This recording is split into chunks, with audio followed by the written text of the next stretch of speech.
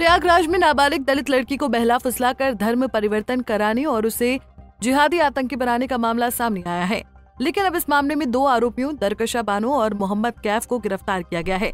इसके बाद अब पता लगाने की कोशिश हो रही है कि इस रैकेट में कौन कौन लोग शामिल हैं, क्योंकि आरोप है कि पकड़े गए लोग इससे पहले ही कई लड़कियों को अपने जाल में फंसा चुके हैं।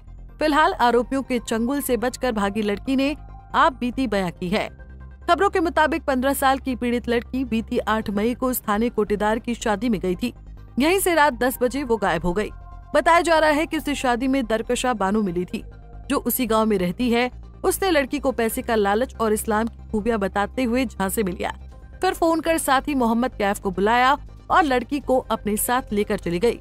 मोहम्मद कैफ वही शख्स है जो अपनी बाइक से दरकशा बानो और नाबालिग लड़की को प्रयागराज जंक्शन ले गया, जहां से लड़की और दरकशा ट्रेन में सवार हुए और सीधे दिल्ली पहुंच गए। इसके बाद उन्होंने केरल के त्रिशूर के लिए ट्रेन पकड़ी। रास्ते में दरकशा बानो लगातार ताज मोहम्मद नाम के शख्स को फोन कर बता रही थी कि मैं आ रही हूँ और मेरे साथ एक लड़की भी है। पीड़िता के अनुसार उसे त्रिशूर में एक मकान में ले जाया गया, जहाँ कई अन्य नाबालिग लड़कियां मौजूद थी। वहाँ पर बड़ी बड़ी दाढ़ी के लोग थे। वो धर्म परिवर्तन करने का दबाव बना रहे थे। इतना ही नहीं, जिहाद की ट्रेनिंग की बात कर रहे थे। उनकी बातें सुनने के बाद पीड़िता काफी डर गई।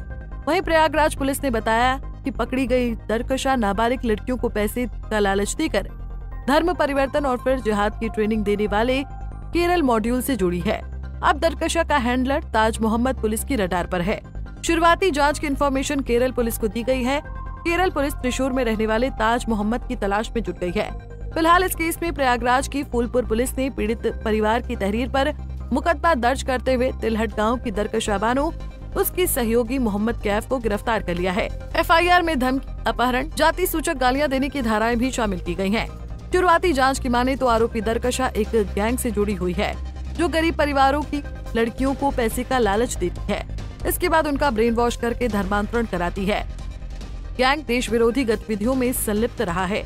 आया कि 8 मई को दरकशा बानो नाबालिग लड़की को जबरन धर्म परिवर्तन कराने के उद्देश्य से पहला फुसलाकर वह प्रलोभन देके घर से लेकर गई, जिसमें उसका साथ मोहम्मद कैफ निवासी फूलपुर ने दिया, जो उनको मोटरसाइकिल से प्रयागराज जंक्शन तक छोड़ने गया।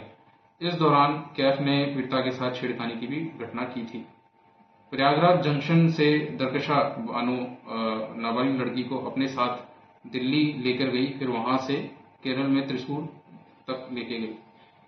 इस संबंध में पीड़िता द्वारा आरोप लगाया गया है कि केरल में दरकशा बानो द्वारा उसको वहां कुछ संदिग्ध लोगों से मिलवाया गया, जिन्होंने उसको पहले पैसों का प्रलोभन दिया, बाद में जबरन धर्म परिवर्तन करवाया और वहां रुककर जिहाद के लिए सिखलाई का दबाव बनाया।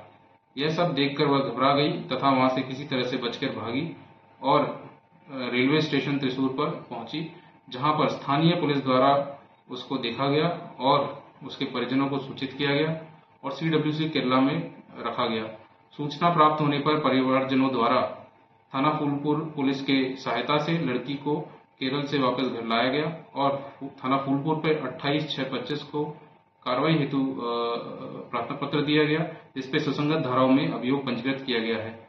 इसमें नामित आरोपी दरकशा बानो और मोहम्मद कैफ निवासी थाना फूलपुर को पुलिस द्वारा गिरफ्तार कर लिया गया है तथा आवश्यक विधिक कार्रवाई की जा रही है। इस घटना ने पुलिस विभाग के भी होश उड़ा दिए हैं, क्योंकि एक नाबालिग को कुछ आतंकी बनाने की फिराक में थे, लेकिन अब कैफ गिरफ्तार हो चुका है। पुलिस ने भी शिकंजा कस दिया है।